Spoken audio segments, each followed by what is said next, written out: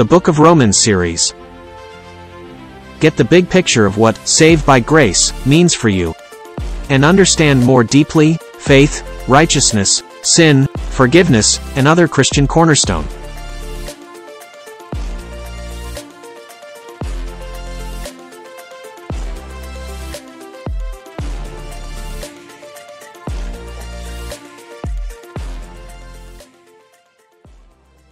Nawa po ay nasa mabuti kayong kalagayan, ganoon din po ang inyong mga mahal sa buhay. Isa pong masayang pagbati at welcome po sa atin pong Bible study sa Jesus ang Daan tuwing Monday and Tuesday. At ngayon po ay nasa Book of Romans po tayo at ngayon ay nasa chapter 8 na po tayo. Salamat po sa Panginoon sapagkat natapos po natin yung chapter 7 kahapon at ngayong araw na to ay pag-aaralan po natin ang Romans chapter 8. Praise God, purihin po ang Panginoon, ano? At ngayong araw na ito sapagkat nasa Romans chapter 8 na po tayo, ano? Kahapon napag-aralan po natin at may mga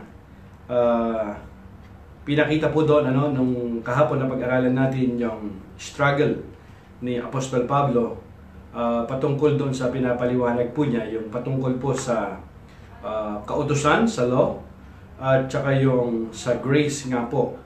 At ngayon pinapakita po doon na yung napag-aralan natin kahapon na yung kautusan nga ay mabuti. Dahil doon po sa kabalalan po ng kautusan, ano, nakikita, nasasalamin yung kasalanan. Kaya ang sabi nga doon, kapag walang kautusan, ano, walang kasalanan. Kaya noong dumating ang kautusan, lalong nakita natin kung gaano tayo kalayo sa Diyos at hindi talaga kayang maabot ang Diyos sa mga magitan ng pagsunod sa kautusan. Ibig sabihin, hindi ka mapapanal sa pagsunod sa kautusan sapagkat hindi natin kayang sundin o hindi natin kayang maabot, ano, ang hinihingi ng kautusan. Mahalaga na maintindihan po natin yon, mga mahal kong kapatid. Ngayon, pag-aaralan natin ngayon dito sa Romans chapter 8, ano, in Romans chapter 8, makikita na po natin dito sa umpisa pa lamang, ano, na sinasabi po ni Apostol Pablo sa Romans chapter 8 verse 1 na ang sinasabi nga ay ganito: Therefore, there is now no condemnation for those who are in Christ Jesus.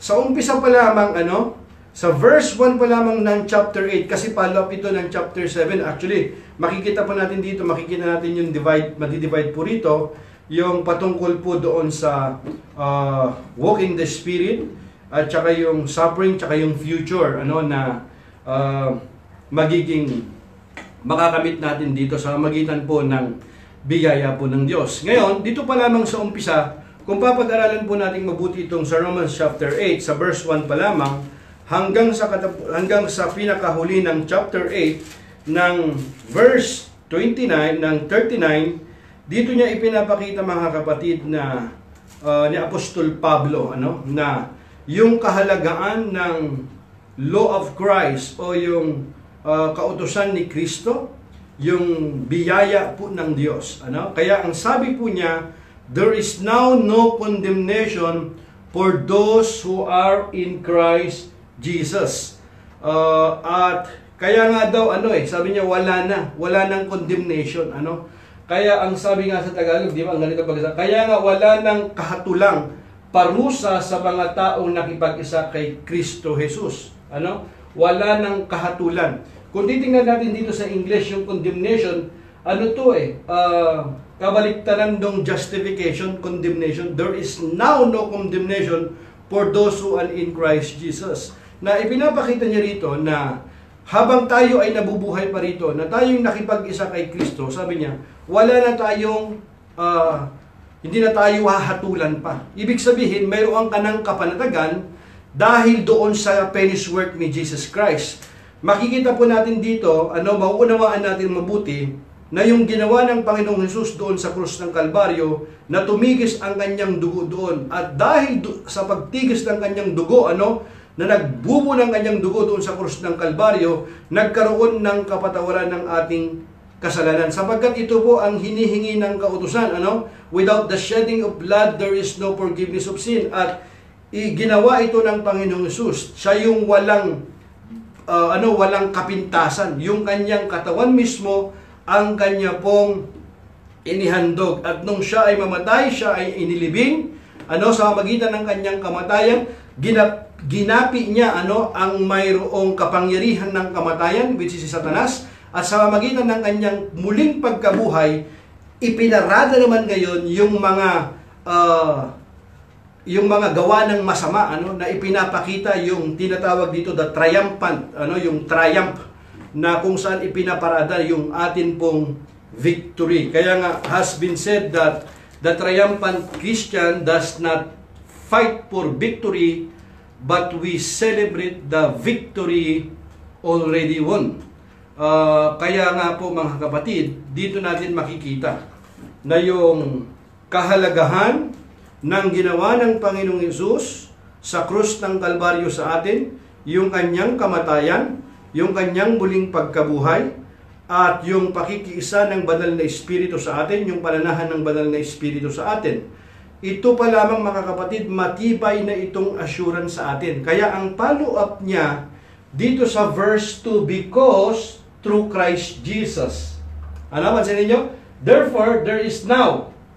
Therefore, sabi nga niya rito, kumbaga, conclusion niya, therefore, there is now no condemnation for those who are in Christ Jesus, because through Christ Jesus, anong nangyari? The law of the Spirit, kita mo? Yung law of the Spirit na, who gives life, has set you free from where? The law of sin and death. Yung law kasi mga kapatid, law of sin and death. Pero yung law of the Spirit, who gives life, has set you free. Ibig sabihin, pinalaya ka doon sa pamamagitan ng ating Panginoong Kristo Jesus, sa pamamagitan ng kautusan ng Espiritong nagbibigay buhay. Meron din kautusan na ngayon, di ba? Kautusan ng Espiritong nagbibigay buhay dahil sa pakikiisa natin kay Kristo Jesus. Kita niyo po yung pinakasusi po na pakikiisa natin kay Kristo Jesus. Anong nangyari ngayon? Pinalaya na ako mula sa kautusan ng kasalanan at kamatayan. Sabi niya, pinalaya na ako. Hindi niya sinabing palalayain pa lang ako, pinalaya na. Ibig sabihin mga kapatid, ito yung benefits ng pakikipag-isa natin sa Panginoong Hesus. Meron tayong kapanatagan, na bagamat tayo nabubuhay pa rito sa mundong ito, nandito pa tayo sa katawang itong nagkakasala ito, ganun pa man, dahil sa pakikiisa natin sa ating Panginoong Hesus, tayo ay pinalaya na. Saan? Doon sa kautusan, na ang kautusan iyon ay mula, sabi niya, pinalaya na ako mula sa kautusan ng kasalanan at kamatayan. Hallelujah. Kaya sabi sa verse 3, in verse 3 it says that, for what the law was powerless to do, kita nyo, powerless to do, because it was weakened by the flesh. God did by sending His own Son in the likeness of sinful flesh to be a sin offering. And so He condemned sin in the flesh.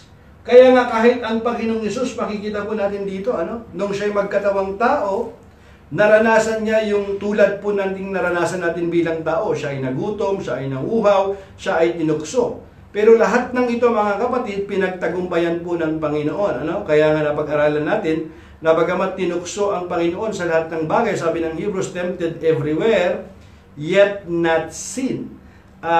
Dahil dito mga kapatid, napagtagumpayan not a sin.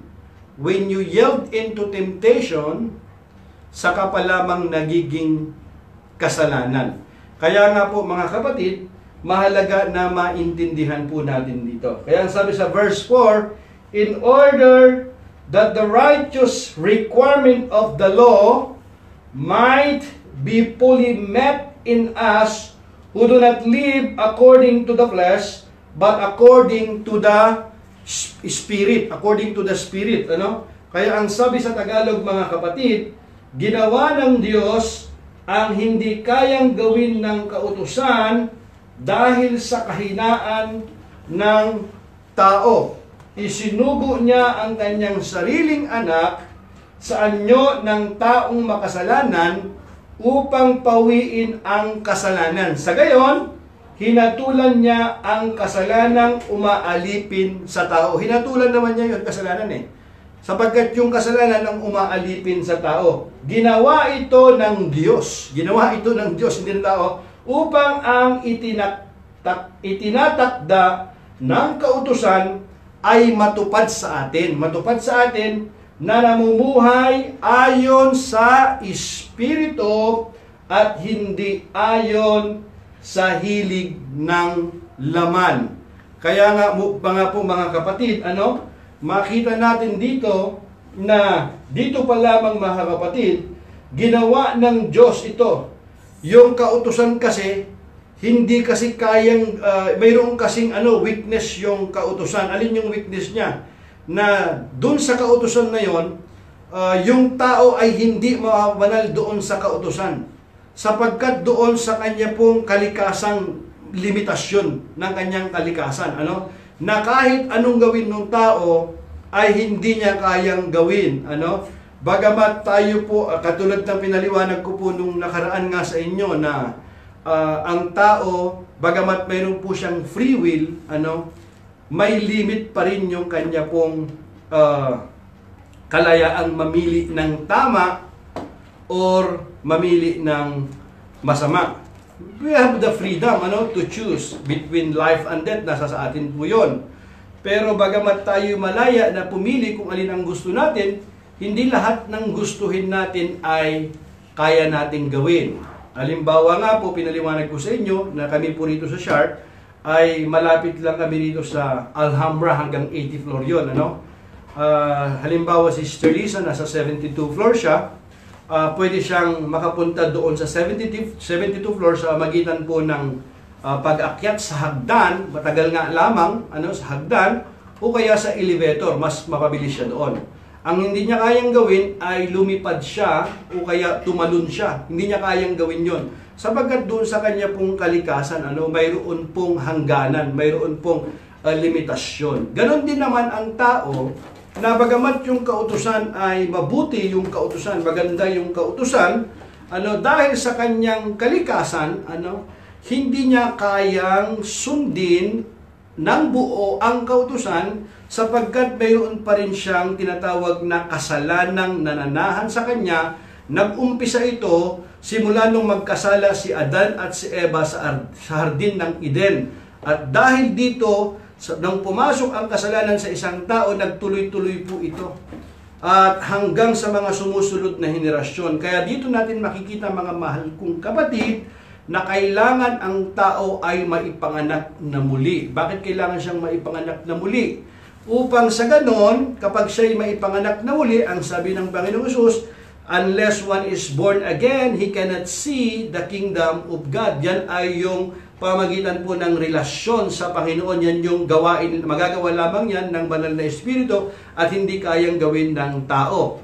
At kung siya'y maipanganak na muli, darating sa kanya yun, dumating sa kanya yun, noong dumating ang Panginoong Hesus sa kanyang buhay. At dahil dito, ang banal na Espiritu ngayon ay mananahan sa kanya at ang kanyang espiritu na dating patay ay mabubuhay. At dahil dito, siya ngayon ay makakasunod na sa kalooban ng Diyos. Ibig sabihin, mayroon na siyang lakas. Mayroon na siyang lakas na makakasunod sa kalooban ng Panginoon.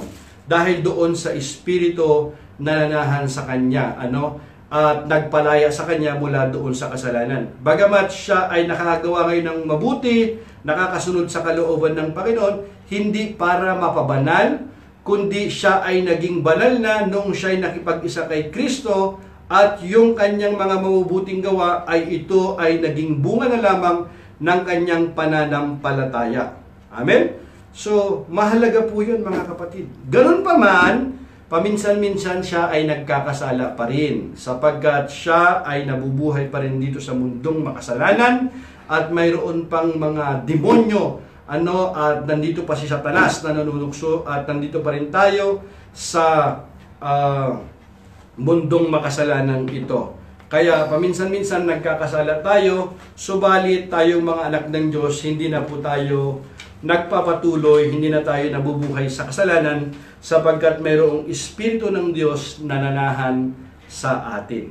At dahil po sa ginawa ng Panginoon, ang sabi niya, ginawa ito ng Diyos upang ang itinatakda ng kautusan ay matupad sa atin na namumuhay ayon sa Espiritu at hindi ayon sa hilig ng laman. Dati yon, nung ikaw ay wala ka pang pagkakilala sa Panginoon, talagang kung ano yung kagustuhan ng laman mo, yun ang susundin mo, sapagkat ikaw ay saklaw nung kalikasan mong ito na makasalanan. Yun yung nature mo, kaya yun ang kanyang susundin. Kaya nga hindi likas sa tao na siya ay sumamba, maglingkod sa Panginoon. Hindi likas po sa kanya yon. Amen? Ito po yung kahalagahan na maunawaan po natin. Kung ang mga nanampalataya nga sa Panginoon, nakaalam na ng katotohanan, pinalaya na mula sa kautusan, ay nagkakasala pa rin, hindi pa rin sila talagang ganap.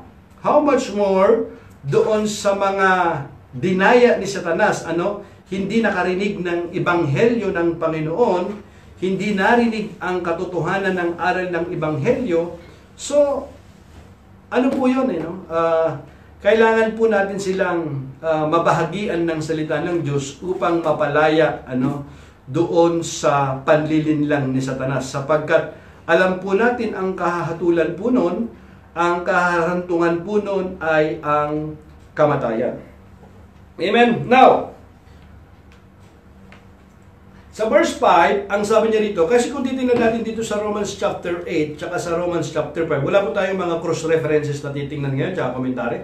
Pagbabasahin lang po natin yung mga bawat text ng Romans chapter 8, tapos isa-isahin po natin at bigyan po natin siya ng paliwanag upang lubos po nating maunawaan sa tulong po ng Banal na Espiritu. Those who live according to the flesh have their minds set on what the flesh desires. Kita nyo? But those who live in accordance with the Spirit have their mindset on what the Spirit desire. So, mayroon din mindset, alin? What the flesh desires, at saka mayroon ding mindset on what the Spirit desires. So, makikita natin dito. Dalawa ito, yung live according to the flesh.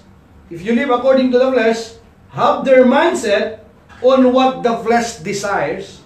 But those who live accordance with the Spirit have their mindsets on what the Spirit desires. The mind governed by the flesh, anong nangyayari? Death, kamatayan ang bunga nun. But the mind governed by the Spirit is life and peace.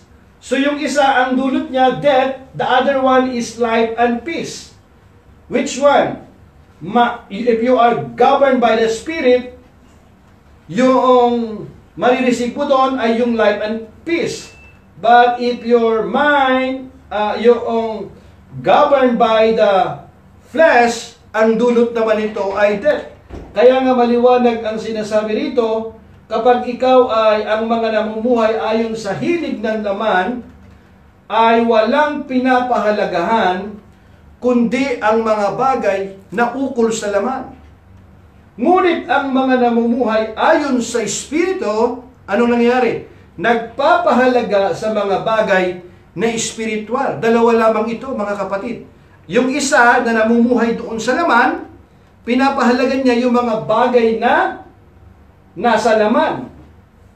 Yun yung mga bagay na uukol sa laman. Ibig sabihin, wala siyang wala siyang pakialam sa mga bagay na espiritual. Kasi siya dun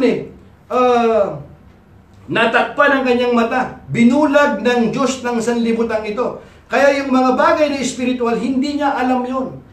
Wala siyang hindi niya kayang sundin yon. Kasi yung kanyang buhay ay namumuhay siya ayon doon sa laman, kaya ang gusto niyang gawin lamang ay yung mga bagay na ukol sa laman. Ganun po yun. Hindi sila pwedeng magsama yon, mga kapatid. Amen? Pero yung tao na namumuhay ayon sa Espiritu, ano ang ginagawa niya? Nagpapahalaga sa mga bagay na spiritual. Amen? Kaya nga may mga tao na kapag ikaw ay dumadalo ng Bible studies, ng prayer meeting, you are going to church, ikaw ay consistent ka na nag-church, ikaw ay marunong kang magpatawad sa iyong kapwa, matulungin ka, kumbaga, sa ibang tao parang nakikita lang nila kasi nga ikaw ay born again. Nilalagay nila doon na isa lamang siyang relihiyon, parang ang akala nila isa lamang itong mga alituntunin na hindi mo dapat ito ginagawa. Pero hindi po nila alam, yun ay isang natural na lumalabas sa buhay ng isang tao na mananampalataya, sapagkat ang kanya pong ninanais ay pinapahalagan niya yung mga bagay na espiritual. Kapag ikaw ay namumuhay ayon sa Espiritu, ay napapahalaga sa mga bagay na espiritual. Ano ngayon ang nangyayari, mga kapatid? Ang sagot niya dito sa verse 6, tingnan mo yung mangyayari. Ang pagsunod sa hilig ng laman, anong nangyari?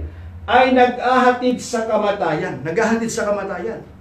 Ngunit ang pagsunod sa Espiritu ay nagdudulot ng buhay at kapayapaan. Ipinapakita rin po rito, mga kapatid, isa pa ang pinapakita rito, na kapag ang isang tao ipinagpilit niya na siya ay mamuhay ayon doon sa laman, na kung saan ipinapasaklaw pa rin niya ang kanyang sarili, na siya ay nandun pa rin sa kautusan, ang dulot-dulo nito ay kamatayan, sapagkat hindi siya mapapalaya mula doon sa kautusan, sapagkat ang kautusan, ang magpapalaya lamang sa kanya ay ang Panginoong Hesus. Sapagkat kung wala ang Panginoong Hesus, ikaw ay nananatiling nakatali doon sa tanikala ng kautusan na yon. Sapagkat hindi ka magiging matuwid sa magitan ng kautusan. Pinaliwanag po natin nakaraan yan, na wala pong problema doon sa kautusan. Ang problema, yung taong makasalanan na talagang hindi niya kayang sumunod doon sa kautusan.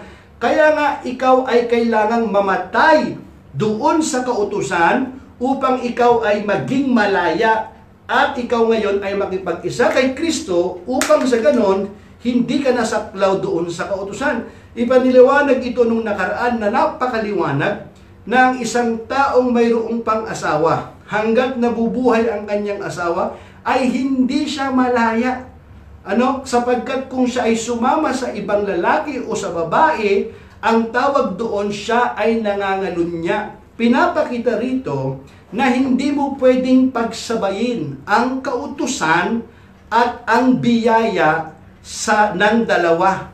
Kailangan nating mapalaya ka muna doon sa isa. Pinaliwanag ko ito. Ang ginagawa kasi ng maraming relihiyon, para sa kanila, hindi sapat ang biyaya ng Diyos. Para bang sinasabi nila, kasi yung biyaya ng Diyos kasi yan, nakamit yan doon sa finished work ni Jesus Christ. Dapat po nating tandaan yon. Para sa kanila kasi, hindi sapat yung biyaya. Kasi yung biyaya, nakamit yan sa magitan ng ginawa ng Panginoong Hesus. Ang gusto talaga nila, gusto nilang dagdagan, na kailangan ng mga gawa. Hindi nga ganun ang biblical, mga kapatid. Hindi ko maintindihan. Gusto nila kasing parang mayroon silang gustong ma-display, pagdating doon sa kanilang kaligtasan. Wala tayong maipagmamalaki sa Panginoon, mga kapatid. Yan ay biyaya ng Panginoon. Dapat nating tanggapin, mga kapatid, na yung mga bagay na mabuting ginagawa natin ay bunga na yan ng banal na Espiritu. Hallelujah. Purihin ang Panginoon. Nawa po ay maliwanag na ito, mga kapatid. Marami kasi yung mga napakarami kasing mga relihiyon ngayon na para bang hindi sapat ang ginawa ng Panginoon, doon sa krus ng Kalbaryo na ginawa sa atin. Sapat na yun yung ginawa ng Panginoon sa atin, mga mahal kong kapatid. Amen?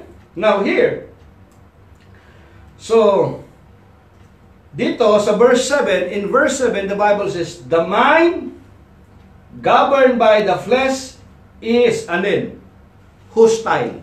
Kita nyo, mga kapatid? Governed by the flesh is hostile to God. Kalaban hostile to God. Bakit? It does not submit to God's law, nor can it do so. Those who are in the realm of the flesh cannot please God. Simple as that. Cannot please God. Bakit mo pinipilit ng mga tao? Pinipilit nila ito Cannot please God nga mga kapatid. Basahin natin Kaya nga kapag itinutuon ng tao ang kanyang pag-iisip sa mga hilig ng laman, siya'y nagiging kaaway ng Diyos. Bakit? Sapagkat hindi siya nagpapasakop sa batas ng Diyos. Kita mo? Hindi ka pala nagpapasakop sa batas ng Diyos at sadyang hindi niya ito magagawa. Kita mo? At sadyang hindi niya ito magagawa. Kita niyo, mga kapatid? At ang nabubuhay ayon sa hilig ng laman ay hindi maaaring kalugdan ng Diyos. Maliwanag yan. Hindi maaaring kalugdan ng Diyos. Sino yung mga yun? Yung nabubuhay ayon sa hilig ng laman. Mga kapatid, self-explanatory po yan. Amen? Kaya ang sabi niya, in verse 9, you, however, sino yon? Yung mga nanampalataya. Sino yon? Yung mga nakipag-isa kay Kristo. Sino yon? Yung mga pinananahan ng banal na Espiritu. You, sabi niya, however, are not in the realm of the flesh, but in the realm of the Spirit. If indeed the Spirit of God lives in you, and if anyone does not have the Spirit of Christ, listen to this, they do not belong to Christ. They do not belong to Christ. Simple as that. Amen? But if Christ is in you, what happened? Then, even though your body is subject to death because of sin, the Spirit gives life because of righteousness. Hallelujah. Hallelujah. Purihin ang Panginoon. Hallelujah. Kadawang ito kasi, mga kapatid, nagkakasala pa rin ito. Pero tingnan nyo dahil pinalaya na ito sa kasalanan. Ganun pa man, mga kapatid, tayo na mga anak ng Diyos, na pinanahan ng banal na Espiritu, pakinggan nyo, basahin ko lang, tingnan nyo, masdan nyo pong mabuti, kasi nandito na yung sagot niya, tingnan nyo mabuti. Ngunit, hindi na kayo namumuhay ayon sa laman. Sino yung mga yon? Yung mga nakipag-isa kay Kristo. Sino yung mga yon? Yung mga nanampalataya sa Panginoong Hesus. Sino yung mga yon? Yung mga pinanahan ng banal na Espiritu. Kaya ang sabi ng Apostol Pablo, hindi na kayo namumuhay ayon sa laman. Bakit? Kasi yung mga namumuhay ayon sa laman, ano ang ginagawa niya? Yung mga bagay na mga labag doon sa mga spiritual na bagay. Yun ang kanyang pinapahalagan, yung mga bagay na alin. Kasi sa laman, yung mga bagay dito sa mundong ito lamang. Ang kanyang pinapahalagaan lamang kung alin yung makakabuti sa kanya. Wala siyang wala siyang business doon sa mga bagay na spiritual. Ganun po 'yon. Ngayon, ngunit hindi na kayo namumuhay ayon sa laman, kundi ayon sa Espiritu. Amen? Ayon sa Espiritu. Sa katunayan, naninirahan sa inyo ang Espiritu ng Diyos. Kita nyo? Naninirahan sa inyo ang Espiritu ng Diyos. Pansinin nyo, naninirahan sa inyo ang Espiritu ng Diyos. Sino yung mga yon? Yung mga mananampalataya. Kasi kung hindi ka nanampalataya kay Kristo, hindi maninirahan sa iyo ang Espiritu Santo. Dapat nating maliwanag yon. Yung mga na born again lang. Ang mga pinanahan ng Espiritu ng Diyos. Hindi ito nakukuha sa bautismo, hindi ito sa binyag. Mga kapatid, nakukuha ito, nangyayari ito sa buhay mo, dumating ito sa buhay mo, nung ikaw ay manampalataya sa Panginoon. Amen? Kaya ang sabi niya rito, sa katunayan, naninirahan sa inyo ang Espiritu ng Diyos. Kung wala sa isang tao ang Espiritu ni Kristo, hindi kay Kristo ang taong iyon. Kita mo? Hindi kay Kristo ang taong iyon. Ngunit dahil naninirahan sa inyo si Kristo, mamatay man ang inyong mga katawan dahil sa kasalanan, ang Espiritu naman ninyo ay buhay sapagkat itinuring na kayong matuwid ng Diyos. Hindi niya sinabing sapagkat ituturing. Hindi, mali. Sabi niya, sapagkat itinuring na kayong matuwid ng Diyos. Kailan yon? Nung ikaw ay nakipag-isa kay Kristo. Amen? Ganun po yan, mga kapatid. Ayan, maliwanag ang sinasabi ng kautusan. Kita niyo, paulit-ulit niyang sinasabi dito, yung walk in the Spirit lives in you, you're not walking in the flesh anymore, ganun yan, di ba? Pinapaliwanag niya rito, mga kapatid. Now, and if the Spirit of Him who raised Jesus from the dead is living in you, He who raised Christ from the dead will also give life to your mortal bodies. Kita? Mortal bodies pa. Mortal bodies because of His Spirit who lives in you. Therefore, brothers, tinawag niyang brothers and sisters, we have an obligation. Ano yon? Ano yung obligation natin? Sino yon? Yung mga brothers and sisters. Sino yon? Yung mga mananampalataya. Yung mga nakipag-isa kay Kristo. Meron din daw obligation. Ano yon? Pagsunod sa kautusan? Para maging matuwid. No, naging matuwid na tayo. Dumating yon, justification na ngayon eh. Noong tayo ay nakipag-isa kay Kristo. Tignan mo ha, ano yung obligation natin? Therefore, brothers and sisters, we have an obligation. Which one? But it is not to the flesh. Yung flesh kasi rito, tinutukoy niya rito, yung sa lupa rin. Dalawa yan, mga kapatid. Intindihin natin mabuti. Flesh, to live according to it. Hallelujah. Purihin ang Panginoon. Hallelujah. Alam mo kasi itong Romans chapter 8, medyo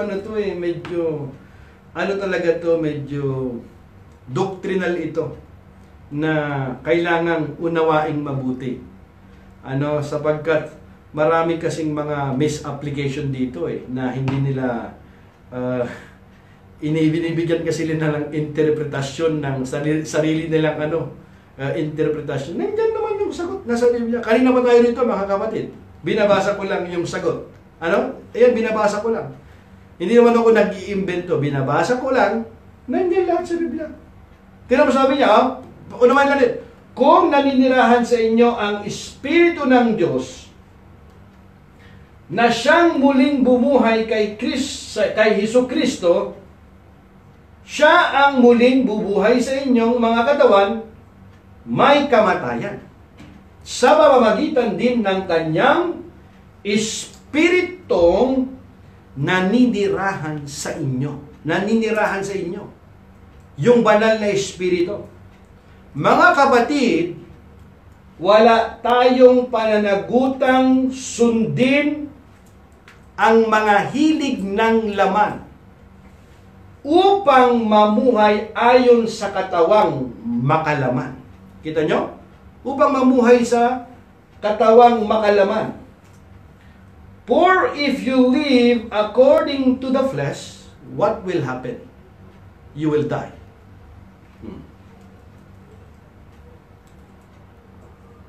Ang bunga nun you will die. For if you live according to the flesh, you will die. But if by the Spirit you put to death person, what will happen? The misdeeds of the body, you will live. Tagalog. 13 ha. Punta natin muna yung 13 bago yung 14. Sapagkat mamamatay kayo kung namumuhay kayo ayon sa katawang makalaman. Ngunit kung pinapatay ninyo sa pamamagitan ng Espiritu ang mga gawa ng katawang makalaman, anong mangyayari? Mabubuhay kayo. Sa English, pansinin natin mabuti ha, dalawa rito. For if you live according to the flesh, what happened? You will die. Simple as that. But if you live by the Spirit, you put to death, what happened? To death, the misdeeds of the body, you will live. Pero there is a problem here in Romans chapter 8 verse 13. Because you cannot do this at the same time. Magkalaban kasi yung dalawang ito eh. Yung flesh tsaka yung spirit. I think we're going to, can you put in Galatians 5:17 and then before we're going to verse 14 in order to understand this text. Tingnan natin yung sitas na ito upang lubos nating maintindihan. Ano? Meron din kasing follow-up dito si Apostol Pablo. Tingnan lang natin sandali ito. Yung Galatians chapter 5 verse 17. Kasi yung pinapakita rito mga kapatid, hindi kasi magkasundo itong dalawang to eh. Ang sabi niya dyan kasi NIV version sabi niya rito yung they are in conflict with each other. Magkalaban ang dalawang ito. Sabi niya rito, for the flesh desires what is contrary to the spirit. You see, contrary to the spirit. And the spirit, what happened? What is contrary to the flesh? What they are doing these two? They are in conflict with each other. There is always conflict there to each other. So that you are not to do whatever you want. So the flesh should submit to the spirit, not the spirit should submit to the flesh, my brothers and sisters. Kaya sabi nga dyan sa Tagalog, di ba? Sapagat ang mga pagnanasa ng laman ay laban sa kagustuhan ng espiritu. At ang kagustuhan ng espiritu ay laban sa mga pagnanasa ng laman. Magkalaban, kita nyo? Ang dalawang ito kaya napipigilan kayo sa paggawa ng nais ninyong gawin. Go back there. Ngayon, pinakita lang po natin dito. Kaya sabi rito nga dito, for if you live according to the flesh, you will die. We're being given a choice here. We're going to live by according to the flesh. What happened? You will die. But if by the Spirit you put to death the misdeeds of the body, you will live. In verse 14, for those who are led by the Spirit of God are the children of God. Hallelujah. If you are led, led by the Spirit of God, are the children of God. Praise the Lord. Hallelujah. Amen? Simple as that, di ba? Ang lahat ng pinapatnubayan ng Espiritu ng Diyos ay mga anak ng Diyos. Pinapatnubayan ka nga eh. Kung hindi ka pinapatnubayan, hindi ka anak ng Diyos. Simple lang yun. Pinapatnubayan ka. Amen? Mayroon conviction sa'yo. Kapag yung bagay na yon, mayroon conviction. Hindi lang yung konsensya yon, kundi yung Espiritu na umusap sa'yo. May conviction. Pero kung wala ng conviction, yun ang delikado. Kasi baka umaya, maraming na-deceive lang, Na-deceive lang. Amen? In verse 15, the Spirit you receive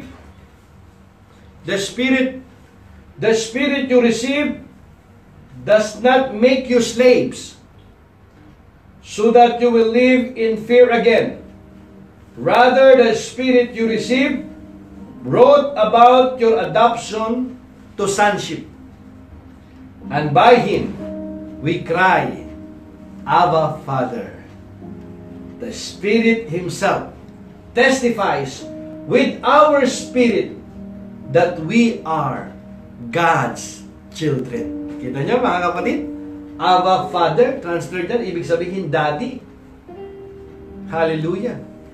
Kita mo yung intimacy na relationship, mga kapatid? Tayo lang, yung tumatawag sa Diyos ng Abba Father. Ama naming nasa langit. Ama namin. Kita mo yun, mga kapatid? Walang ibang ganun eh. Lahat ng reliyon sa buong mundo, hindi nila pwedeng tawaging Father yung Diyos. Pero tayo, yung itinuro sa atin ng Panginoon, pati ng mga disipulo, napaka-intimate, napaka-close yung relation. Di ba? Sabi niya, sapagkat hindi espiritu ng pagkaalipin ang inyong tinanggap upang kayo'y mamuhay sa takot. Di naman, ayaw naman ng Panginoon na tayo mamuhay sa takot eh. Ay, kasi yung iba kasi namumuhay sa takot eh. Nanampalataya na ako sa Panginoon, talagang, talagang, pero hindi ko minsan naiwasan, nagkakasala ako. Siguro hindi ako anak ng Diyos. Meron kasing mga doubt na gano'n, na sinisiksik ng kaaway. Tapos yung mga hindi naman din nakaintindi ng mabuti ng ng salita ng Diyos, sinasabi, ay hindi ka anak ng Diyos. Kasi kung anak ka ng Diyos, hindi ka na nagkakasala. Hindi gano'n eh. Sino nagsabi nun, mga kapatid? Sino ba sa atin ngayon, nanampalataya na hindi na nagkakasala? Na nabubuhay pa sa mundong ito. Kapag sinabi niya na hindi na siya nagkakasala, ang sabi po ng Biblia, yung taong yun sinungaling, wala sa kanyang katotohanan. Babasahin natin in 1 John chapter 1, verse 8. Maliwanag doon ang sinasabi po ng Biblia. Hindi tayo, mga kapatid, hindi mo pwedeng sabihin na hindi ka na nagkakasala. Abba Father eh. Mayroong disiplina na ginagawa sa atin ng Panginoon. Tulad natin, sa ating mga anak. Dinidisiplina natin yung anak natin kapag sila ay mayroon pong ginagawang hindi makakabuti sa kanila. Dinidisiplina natin doon. Dahil ba sila ay nagkamali sa atin, hindi na natin sila anak? Anak pa rin natin yon. Pero dahil doon sa kanilang ginawa, madidisiplina sila. Ganun po yun. Hindi matutuwa yung kanyang ama. Ganun din po sa atin pong Panginoon. Ang problema lang talaga rito, baka talaga, kung wala talaga yung Espiritu sa iyo, namumuhay ka doon sa kasalanan na, hindi ka anak ng Diyos, sabi ng Biblia sa 1 John. Paano magpapatuloy sa kasalanan yung taong yun? He is already born of God. Mayroon siyang Espiritu ng Diyos. Sabi nga niya, naninirahan sa iyo yung Espiritu ng Diyos. Paano ka magpapatuloy doon? Ang born again naman, hindi yung sinabi mong born again ka, isinulat mo sa isang papel na nakuha mo yung baptismal certificate mo, yung baptism certificate. Hindi naman doon nakukuha yun. Di nakasulat yun sa puso natin, mga kapatid. Ganun po yun. Pero, maliwanag na sinasabi po ng Biblia, mga kapatid, tinan mo if we claim to be without sin, we deceive ourselves. And the truth is not in us. Kita mo, mga kapatid, kung sinasabi natin tayo walang kasalanan, dinadaya natin ang ating sarili at wala sa atin ang katotohanan. Meron kasing ganun nagsabi ng tao, hindi na daw siya nagkakasala. Napagtagumpayan na daw niya ang kasalanan, wala na. Yun na, ay anong sinasabi nitong Bibliang ito? Maliwanag na nangyari sa kanya ito. Walang, sinasabi natin tayo walang kasalanan. Dinadaya natin ang ating sarili at wala sa atin ang katotohanan. Very clear in English here. If we claim, some people are claiming that they don't commit sin anymore. To be without sin, we deceive ourselves, and the truth is not in us. If the truth is not in you, how can you teach the truth? You cannot teach the truth. Mga kapatid, go back there in the book of Romans. Now here, sapagkat hindi espiritu ng pagkaalipin ang inyong tinanggap upang kayo'y mamuhay sa takot. Ayaw naman ng Panginoon na tayo ay lagi parang namumuhay tayo sa takot. Ayaw ng Panginoon. Binigyan nga tayo ng kapayapaan at kapanatagan. Alin yun? Tatak nga ng Espiritu Santo mismo na nasa atin. Sa halip ang inyong tinanggap ay ang Espiritu ng pagkupkup upang kayo'y gawing mga anak ng Diyos. Kaya tayo'y tumatawag sa Kanya ng Ama, Ama ko. Ang Espiritu ang nagpapatutuo. Hindi naman ako eh. Yung Espiritu, kasama ng ating Espiritu, na tayo'y mga anak ng Diyos. Alam mo yan sa iyong sarili. Mararamdaman mo naman yan eh. Ano po bang ibig sabihin ng nararamdaman? Ibig ko bang sabihin nito na yung ating pananampalataya ay nakabase sa ating damdamin? Of course not.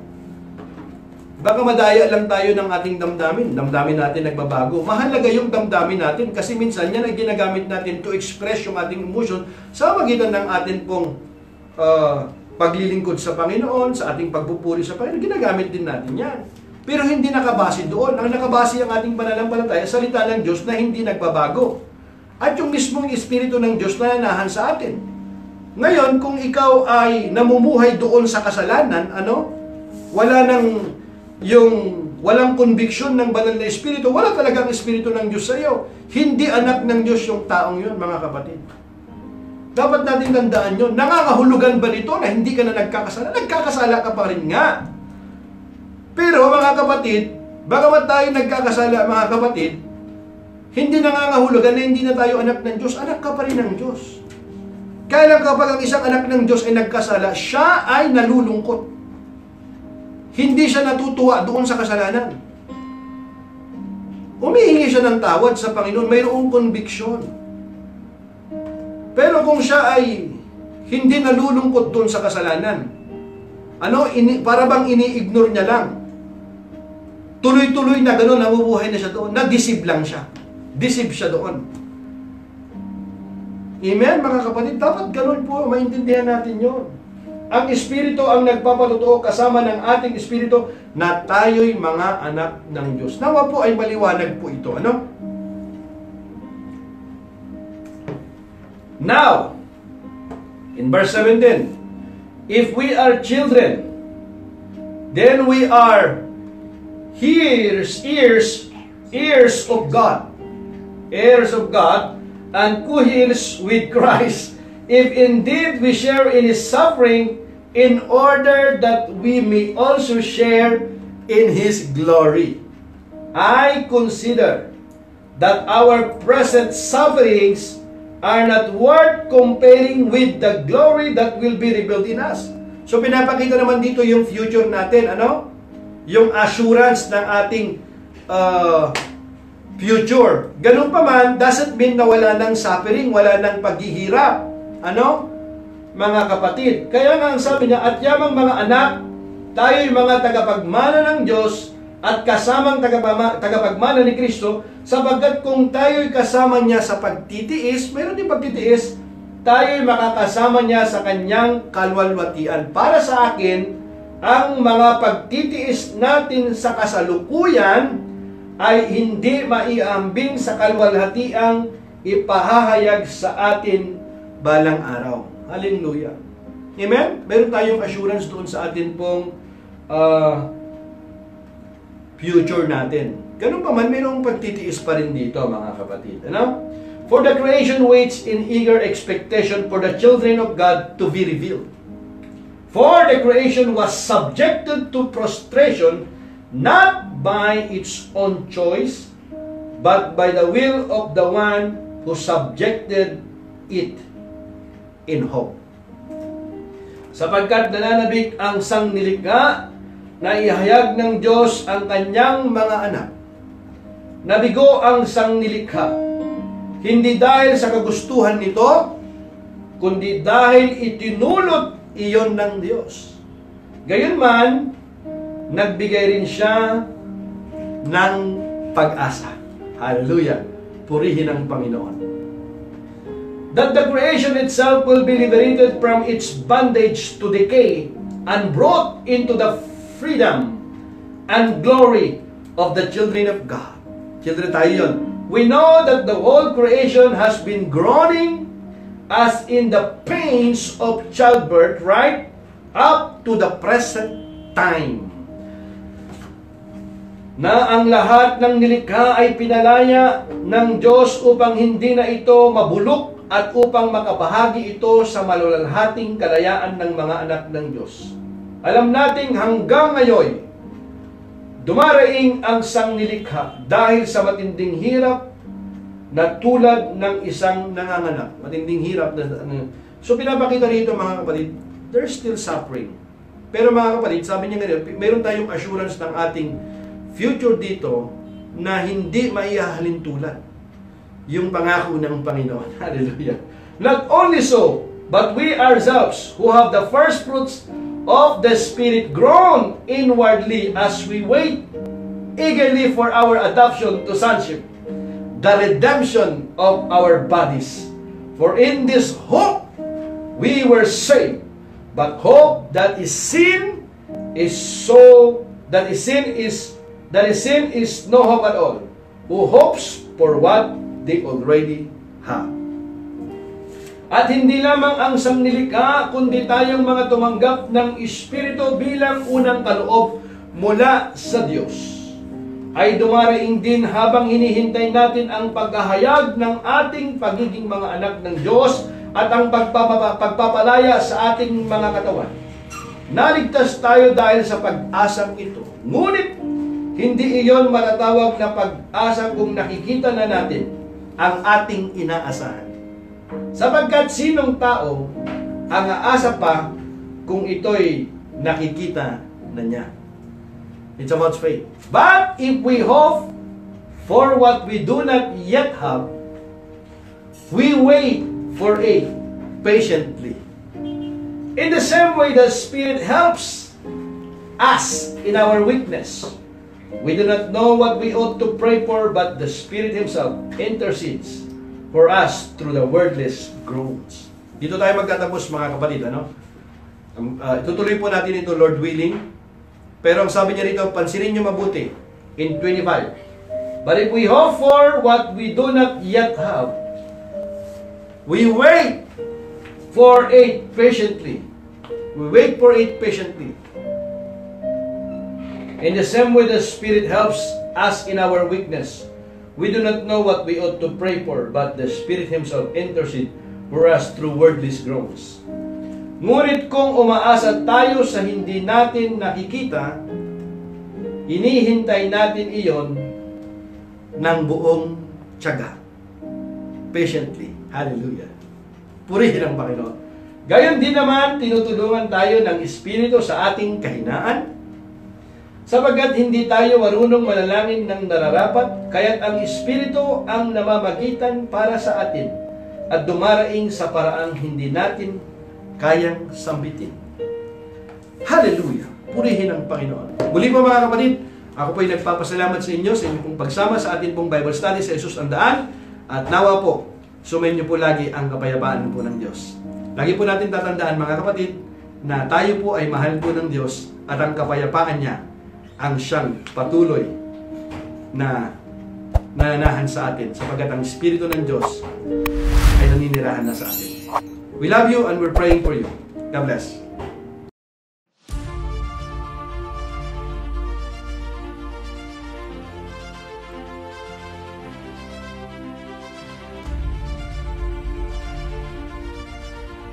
The Book of Romans series. Get the big picture of what saved by grace means for you, and understand more deeply faith, righteousness, sin, forgiveness, and other Christian cornerstone.